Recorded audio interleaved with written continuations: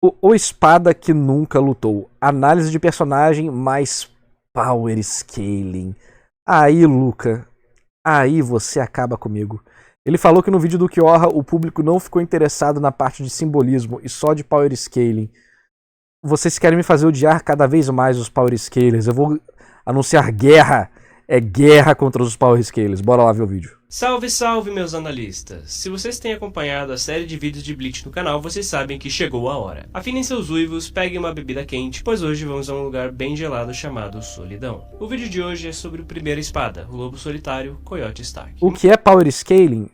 Literalmente em português é escala de poder.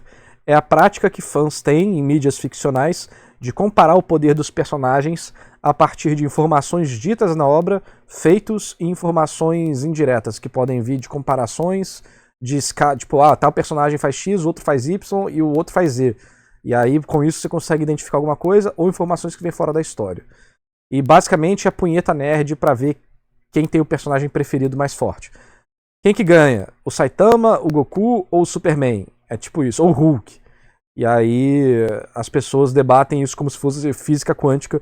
Se a gente juntasse o poder dos Power Scalers para solucionar o câncer, a gente já tinha, tá ligado, descoberto a imortalidade da humanidade. Mas não, a gente precisa saber quem que bate punheta mais rápido, o Flash ou algum outro, ou o Enel, sabe, porra.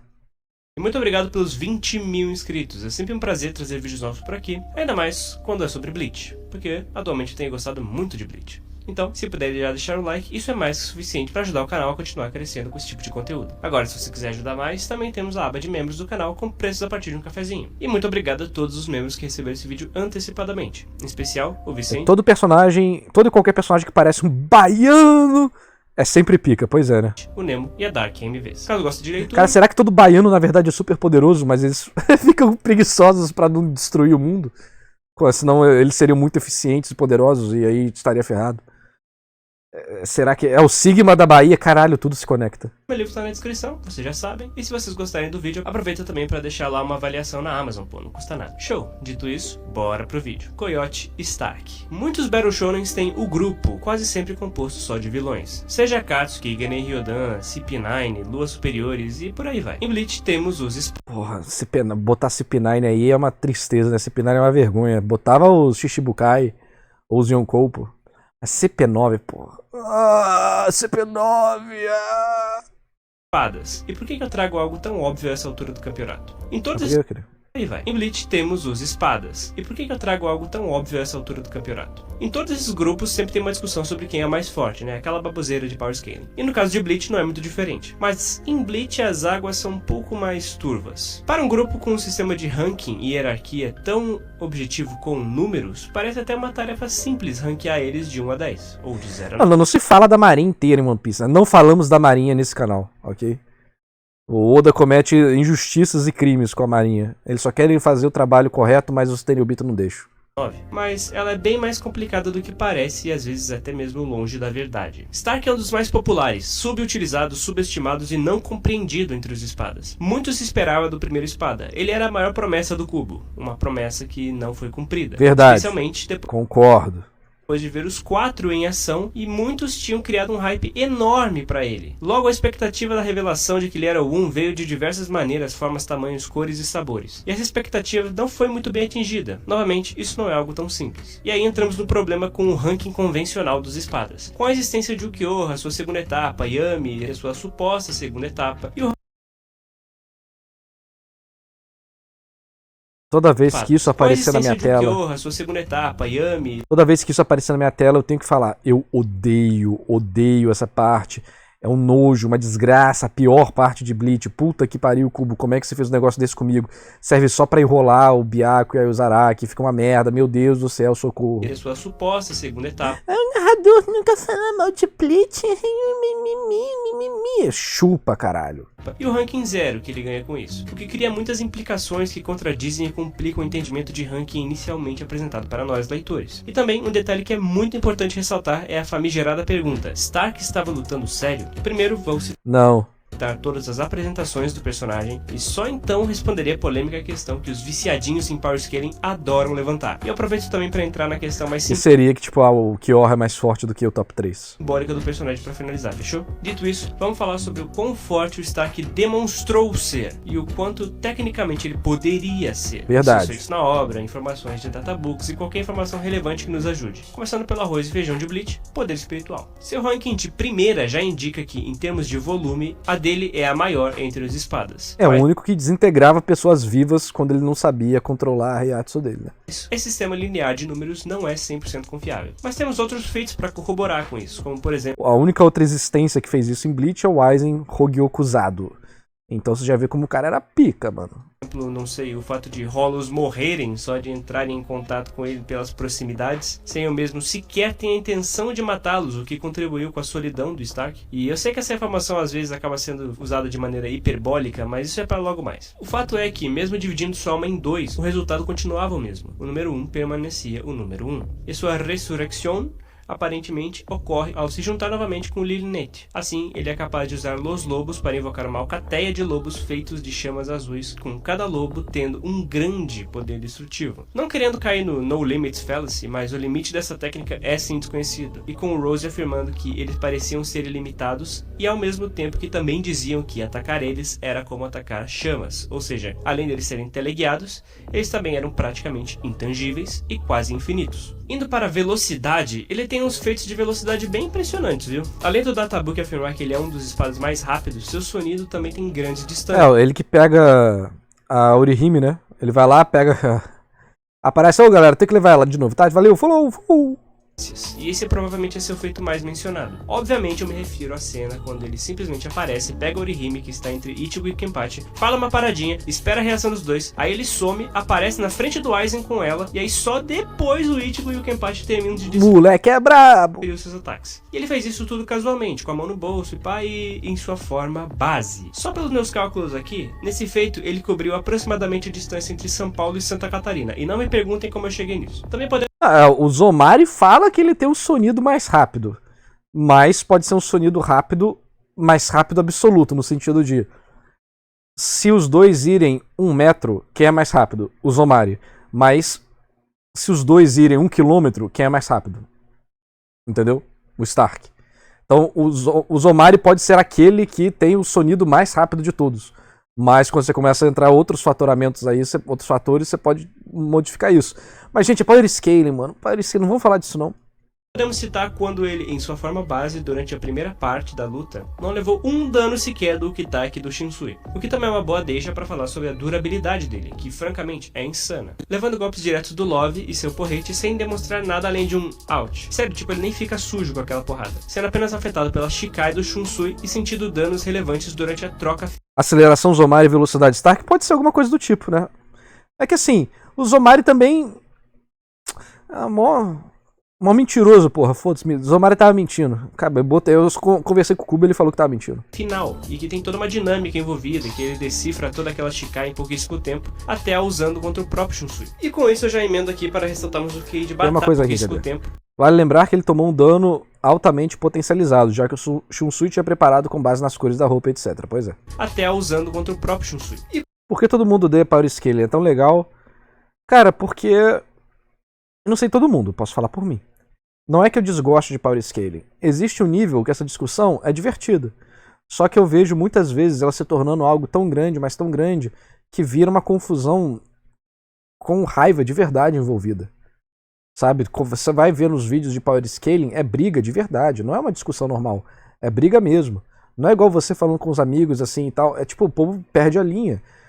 É que quem não acompanhou isso nos Estados Unidos não viu a merda que deu de Power Scaling a ponto de envolver abuso de menor, o cara mandando nos outros, tipo, mandando gente que tinha diagnóstico de depressão, vazando coisa do cara pro cara se matar, mandando coisa pra família dele, tipo... Os negócios meio bizarros, sabe? A comunidade de Power Scaling, quem não sabe, a treta do Seth the Programmer com o... esqueci o nome do outro canal. Que é um cara que fazia vídeo Power Scaling de Bleach também. Mas é a treta do Seth the Programmer, depois procura aí. E aí. E cara, muita gente usa Power Scaling como aspecto narrativo das obras. O personagem é fraco, logo ele é ruim. Isso acontece muito em Jujutsu Kaisen. Se o personagem não é forte, os fãs dizem que o personagem é ruim e começam a falar mal da obra por causa disso. Acontece em muita obra isso, na verdade. Então eu acho que é uma parte das fandoms que tem um alto potencial destrutivo para a própria história, entendeu? As pessoas começam a desgostar da história porque o power scaling, entre aspas, está errado. E eles ignoram narrativa, simbolismo, trama, desenvolvimento de personagem, intenções, etc. Entendeu? Então. É muito complicado. Acaba que eu não gosto de power scaling por causa disso. Mas assim, com meus amigos, conversar e tal, a gente conversa, zoa, pá. Só que na internet eu não acho um ambiente saudável pra fazer isso. Faz sentido o que eu falei? Aqui o Rian falou, eu não gosto de power scaling, chega num ponto que não vale mais nada. O autor simplesmente não calculou os pixels comparados à altura dos personagens pra criar uma escala exata do bagulho pra desenhar, então perde sentido. Pois é, o povo usa um monte de pixel, e aí eles começam supondo que o cara falou que é sonido, logo, então a habilidade tem a velocidade do som? Não. Pô, o Cero tem a velocidade da luz? Não. O Cero é tipo um plasma, não é luz. Ele brilha, ele emite luz, mas ele não é luz. Aí o povo fala, não, o Cero tem velocidade da luz, aí o Ichigo desvia do Cero, logo o Ichigo tá acelerando acima da velocidade da luz, e fica tipo, mano, pelo amor de Deus, tomar no cu, cara, que é isso? O povo faz cálculos matemáticos complexos, tipo, cara, é TCC de física nuclear quântica do caralho, pra justificar um personagem dando um soco rápido, sabe? E com isso eu já emendo aqui para ressaltarmos o QI de batalha dele, porque no início da luta contra dois capitães, ele entende também como a Shikai do Kitaki funciona, usando apenas alguns golpes para testar a hipótese, e deduz até o detalhe dos talismãs entre uma espada e outra, e para que eles servem, surpreendendo ambos os capitães com sua capacidade analítica. Agora sobre o poder destrutivo... O poder destrutivo dele é imenso, mas de uma forma diferente da do Ukiyoha. Usando o Ukiyoha bufado pela atmosfera de Las Noches, mais a sua segunda etapa, como exemplo... Necessário comparar que isso é uma unidade do Los Lobos, que são inúmeros, sendo comparada a uma lança de Arolelâmpago, uma por vez. Podemos ver um paralelo interessante se compararmos apenas um daqueles... Então, porque a escala aqui tá meio zoada, tá? Você tá vendo essa casa aqui de Las Noches, que tá aparecendo? Ela é equivalente a quase uma cidade inteira. Vocês não estão vendo? Então sim. Do lado da legenda, Podemos, tá ligado? Podemos ver, tá vendo esse quadrado branco embaixo da palavra Podemos? Do lado da legenda, aqui ó, podemos ver um paralelo interessante na parte de baixo da tela. Parece um quadrado branco com uma cúpula em cima. Isso aqui é do tamanho de uma cidade. Basicamente. É absurdamente grande. Las Noches, ela perde a proporção porque ela tá num deserto que não tem mais nada pra comparar. E porque a gente fica dentro dela há muito tempo. Mas se você for ver, vocês estão vendo meu mouse, né? Tá vendo esse cubinho aqui? É do tamanho de uma mansão. Sabe? Isso aqui é colossal.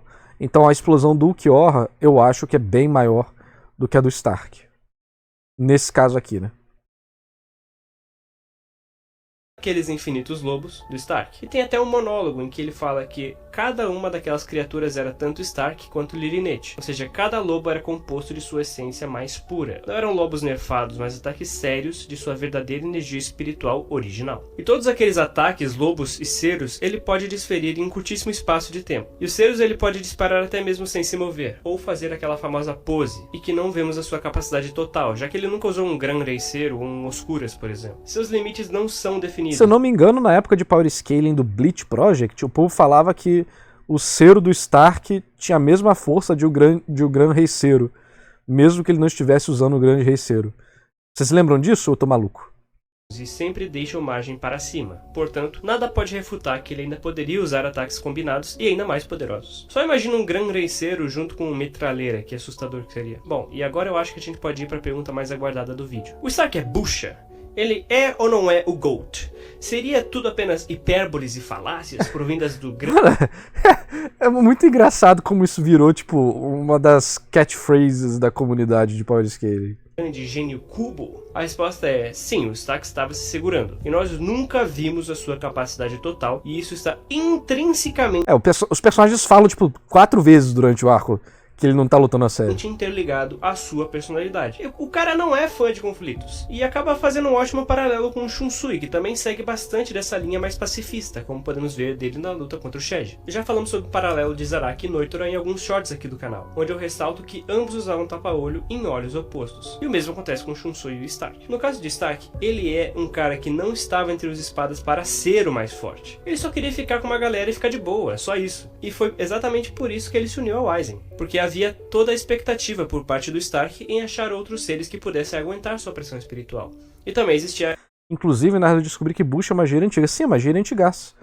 O Joselito lá no Hermes e Renato já chamava as pessoas de bucha. Caralho, no Hermes e Renato? Que doideira. A expectativa do Aizen em ver toda a liberação daquele monstro que ele havia encontrado no Hueco Mundo. Tanto é que parece que o Aizen apenas estava o tempo todo olhando para o número 1. Vimos que ele não ligava para Haribel e que fazia pouco caso do Bargan, pois quem realmente atiçou a curiosidade do Aizen foi o Stark. E vimos isso notoriamente quando Stark disse que o Aizen nem ligou para a morte do número 2. Ou seja, ele percebeu naquele momento que toda aquela parceria era falsa. E aquilo desmotivou ele demais. A partir daí ele começa a tomar uns ataques e faz pouco caso em lutar. O cara fica deitado no chão fingindo que tá morto, mano.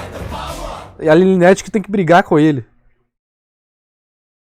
Valeu, Rumpets. Tamo junto, cara. Obrigado pelo apoio. Vou pausar a notificação pra gente poder terminar o vídeo sem apitar nada aqui no YouTube. Contra-atacar, ou até mesmo que esquivar. vai pro YouTube. Naquele momento ele realmente parecia estar tão abalado e revendo tudo que havia passado em nome de sua solidão. Estar sozinho pra ele é horrível. E podemos ver notoriamente isso até mesmo no título do capítulo, que é Lobos não uivam sozinhos. Ou seja, ele não iria lutar sozinho por vingança. Não tem por que vingar eles. Ele queria todos vivos e não mortos. A simbologia do lobo solitário reflete muito bem toda a questão do Stark, em ser uma anomalia do Hueco Mundo. Pois, naturalmente, lobos andam sempre em alcateia. Na natureza, um lobo sozinho morre. E esse é o conceito irônico do Stark. Ele é um lobo que sempre esteve à procura de sua alcateia. Afinal... As páginas depois do capítulo de Bleach tem alguns rascunhos que demonstram simbolicamente o que está acontecendo, né? Tem tanto da lua, a cobra, várias coisas. A do Gin dá muita dica, as páginas do Gin, porque tem muito da questão da cobra, dele atacar o Aizen, dele tá sempre de um lado e do outro, e dele os lobos vão morrendo. Afinal de contas, essa é a sua marca da morte, a solidão. Eu invejava os fracos, e se você é fraco, então você pode se reunir em um grupo tão grande quanto você quiser. Quero tornar-me fraco, e se isso não for possível, então eu pelo menos quero fazer amigos que são tão fortes quanto eu. Essa é toda a ideia por trás do Stark. Ele se nerfa o tempo todo para fazer parte de um grupo que é fraco. Sobre a palavra solidão, solos deriva da palavra desolo, ou desolo, e o verbo desolar, que se define como deixar só. Pena que o Bleach Remix tirou isso. Não tirou só isso, mas o Bleach Remix tirou todas essas contracapas que são muito legais pra história. Ela às vezes tem história de capa igual o Oda faz, algumas vezes, outras vezes são simbólicas. Tirou também os poemas de cada edição, que é referente ao que acontece na edição, dando uma aprofundada nos personagens, né? Tem muita da filosofia deles ou dos sentimentos deles, por exemplo, do Zaraki pra Unohana tá lá, você é a pessoa que eu mais queria penetrar com a minha espada, mas a pessoa que eu mais vou sentir falta quando se for. Então, porra, tá bem óbvio as paradas ali, sabe? Tem a do Urahara, né, que fala sobre destino, que é bem legal. Fala que apenas aqueles embebidos de medo e ignorância irão cair nesse rio lamacento que chamam de destino. Mas tem mais alguma coisa que eu não lembro nesse poema. Tem vários que já vão dando muitas dicas sobre os personagens e suas filosofias. Só, despovoar, devastar, assolar, destruir, e que, olha só, também se aplica ao Stark. Ele vivia só, pois sua mera presença causava a morte dos outros ao seu redor. Despovoar, destruir e deixar só, com um olhar mais patológico sobre a coisa, e observando o comportamento do Stark, acho válido que essa visão seja como algo de se referir sobre o que ocorre no senso comum e uma associação entre solidão e depressão. Embora a solidão possa também associar-se à depressão como uma possibilidade de interpretação dos nossos sofrimentos. Mesmo agora que eu vomitei toda essa informação pra vocês, eu ainda acho que não dá pra ilustrar o tamanho da solidão que esse cara sentia. É agonizante, principalmente para alguém com traços de personalidade mais propensos à melancolia do Stark. E toda essa solidão chegou ao ponto dele rasgar, cortar, ou até num termo menos forte, dividir seu próprio ser, sua alma, para ter uma companhia. Isso me lembra muito a lore dos Kindred, do League of Legends, e o conto do homem pálido com cabelos negros que se dividiu em dois com um machado, para que ele nunca estivesse sozinho. Que é basicamente a morte, sendo evitada e mal vista por todos. Porque, bem, é a morte. E era isso que o Stark trazia para aqueles que queriam queriam ser seus companheiros. E eu acho um paralelo bem legal esse conto, pela ênfase da pele pálida e cabelos negros. Juntando essas duas cores, temos o cinza do Stark. Além disso, tem umas correlações bem legais com seu ranking, que é o número 1. E sobre o número 1, sob um olhar um pouquinho mais ocidental, o número 1 geralmente é tratado como símbolo de união. Em algumas religiões monoteístas, o número 1 simboliza o universo, ou Deus em sua singularidade. E fica ainda mais interessante se adicionarmos a visão do pitagorismo, em que o número 1 não era nem considerado um número, porque números são plurais, e 1 é singular. Porém, eles consideravam o número 1 como uma fonte de todos os números, porque adicionando 1 você poderia criar um outro número. No sistema deles, números ímpares eram machos e números pares fêmeas. E o 1 não era bem um número, por ter esse aspecto de criação de outros números, e o Stark, ao se dividir, cria outro, um feminino. Já num olhar oriental, particularmente a numerologia chinesa, isso tudo é bem mais simples, mas também se aplica, porque pode simbolizar a solidão ou até mesmo estar solteiro, tendo até um dia dos solteiros, que é o 11 do 11. Mas brincadeiras à parte, Stark foi um personagem brilhante, mas muito mal aproveitado pelo autor, e subestimado por uma grande... Acho que o problema maior é a questão narrativa mesmo, que não deixou desenvolver os aspectos que o Kubo demonstrou que existiam. E aí essa falta de completude gera frustração. Parte da fanbase. Com ele é tipo 8 ou 80, você ama ou você odeia, literalmente. E o cara enfrentou 4 Shinigamis de nível capitão, ok, mas não enfrentou uma Bankai. Nunca teve uma capa de volume sequer, poema ou capa de nada. E sinceramente, ele nem precisava morrer. Eu acho que a morte dele, embora todo o contexto em volta, foi muito rushada. Sim. Mas pelo menos o... Esse arco teve, pra quem lembra na época, quem estava na época que os textos sagrados foram escritos, essa é uma época que o Kubo teve muito problema com o editor dele, que durante essa guerra e o final do Ecomundo e essa guerra, a gente teve o editor falando: tá muito rápido, desacelera, e tá muito lento, acelera. Você vai perceber que o ritmo desse arco é completamente cagado. Então, esse foi um dos editores que o Kubo teve muito problema. E aí que começou boa parte da confusão dele com a Shonen Jump. O Kubo só teve um editor que ele gostou. O resto, todos deram problema. E ele não é amigo. Ele só tem um editor que eu não lembro o nome, que é amigo dele, que foi o editor que fez o Kubo voltar com Burn the Witch. E provavelmente também com o Arco do Inferno. Ele até falou que ele encontrou com ele um dia, né, eles se encontraram, conversaram, e aí o Kubo falou que tinha feito um negócio pra família, ele mostrou, e o cara falou: cara, isso aqui tá ótimo, vamos publicar. Ele: não, mano, é presente pra minha família. Não, vamos publicar. Ele convenceu o Kubo a publicar, eles modificaram algumas coisas, né, e aí saiu Burn the Witch. Interessante, embora longe de ter sido executado com capricho. Tem um paralelo com a morte do Kyoha, que envolvia até um nível de aceitação, assim que... Não, esse não, esse aí que você tá falando é o Torishima. Não foi esse. Esse foi um dos... O Torishima fez muita gente sair do mangá. O Kubo quase saiu do mangá por causa do Torishima também. O Torishima rejeitou o Oda 3 vezes, 4 vezes, sei lá. O Torishima é barra pesada, mas ele era editor-chefe. Já não foi editor dele, não. Ele foi editor do Toriyama. O Torishima foi editor do Dragon Ball. O aspecto da morte deles foi desfeito. O Kyoha era vazio e encontrou seu coração nos últimos momentos. E o Stark era solidão. E, bom, termina desse jeito, né? Eu não estou sozinho, eu já não estou mais sozinho. E aí eu deixo pra vocês interpretarem essa parte. Mas é isso! Senhores, muito obrigado por acompanhar o vídeo. Imagine fazer um vídeo pensando enquanto fala de Bleach. E não só fazer um vídeo falando um monte de bosta sobre o mangá. Amigos, a revolução está chegando, hein? Quem estiver do nosso lado será poupado, quem estiver contra será eliminado. A seita do alvejante cresce a cada dia. Muito bom vídeo. Parabéns aí ao Luca por mais um vídeo. Tô gostando aí de ver os vídeos da série dos espadas dele, bem bacanas. Eu pretendo voltar com meus vídeos de Bleach, principalmente quando o anime voltar. E aí já tem um monte de coisa pra membro, né? Tem vídeo da Yashiro pros membros. Eu vou refazer meu vídeo do ciclo de vida das almas. Quero fazer o vídeo do Zaraka da Nohana. Tudo quando o Bleach voltar vai ser a época, mano. Vai ser a